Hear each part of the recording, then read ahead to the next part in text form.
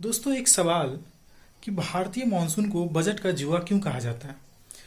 Y monsoon is called gamble of budget in India.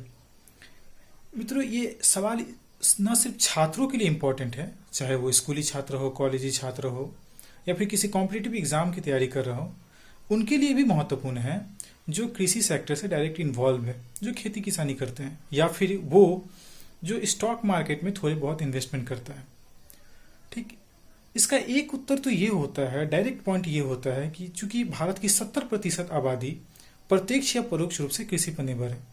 आप कहेंगे कि नहीं, 70% नहीं, वो 54% है। जी हाँ, वो 54% है एग्रीकल्चर, मिनिस्ट्री ऑफ एग्रीकल्चर के एनुअल रिपोर्ट 2020-21 के अनुसार। लेकिन जब मानसून को कहा जाता है प्रत्यक्ष, डायरेक्ट या इनडायरेक्ट, तो उसमें देखिए जो सेकेंडरी सेक्टर है, जैसे कि कॉटन इंडस्ट्री और भी बहुत सारे इंडस्ट्री जिसका रॉ मटेरियल एग्रीकल्चर से ही आता है, कॉटन की उगाई होती है खेती किसानी के द्वारा, तभी किसानों के द्वारा, तभी जाकर के वो रॉ मटेरियल जा पाता है।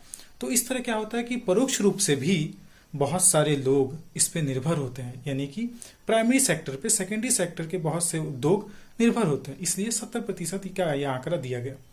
ठीक, पहला पॉइंट ये है। दूसरा पॉइंट ये कि अभी कुछ दिन पहले ही दूसरा पॉइंट जो पूरी तरह से इकोनॉमिक्स से रिलेटेड है, दूसरा पॉइंट ये है कि मित्रों आईएमडी, इंडियन मेट्रोलॉजिकल डिपार्टमेंट, जिसका काम ही होता है कि वो मौसम के पूर्वानुमान लगाता है, फॉरकास्ट करता है, उसने आज ही ये पूर्वानुमान लगाया आईएमडी ने कि इस साल यानी 2023 में भारत में मानसून नॉर्मल रहने वाला है। ये नॉर्मल का मतलब क्या है? नॉर्मल का मतलब है कि भारत में ना तो कहीं अधिक सूखा पड़ने वाला है और ना ही कहीं अधिक बाढ़ होने वाली है।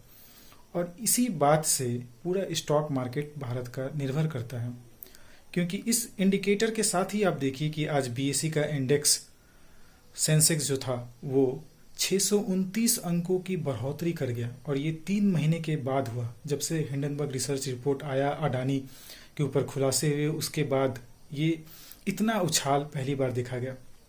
इससे आप सोच सकते हैं कि मानसून का फॉरकास्ट भारतीय अर्थव्यवस्था को किस हद तक प्रभावित करता है। और ना सिर्फ बीएसई के इंडेक्स ही, बल्कि एनएसई, नेशनल स्टॉक एक्सचेंज के जो भी इंडेक्स है, चाहे वो निफ्टी हो, निफ्टी 50 हो, निफ्टी 500 हो, नेक्स्ट 50 हो, सारे इंडेक्स का जो आंकड़ा था वो ऊपर एबॉव चढ़ा, बहुत ऊपर चढ़ा। और ये बहुत पॉजिटिव संकेत है कि आने वाले दिनों में और अच्छा अर्थव्यवस्था, इकोनॉमी जो है ग्रो करने वाली है। ये इस बात का भी संकेत करता है कि भारतीय अर्थव्यवस्था चंगा है, और ना सिर्फ चंगा है बल्कि आने वाले दिनों में चंगा रहने वाला भी है। So this is what called monsoon. ये कि मानसून का इम्पैक्ट भारत पर कैसे कैसे पड़ता है, ज्योग्राफिकल इम्पैक्ट भी है, इकोनॉमिक इम्पैक्ट भी है। सो ये देखा आपने कि यही कारण है कि भारतीय अर्थव्यवस्था को मानसून का जुआ कहा जाता है। Thanks for watching the video.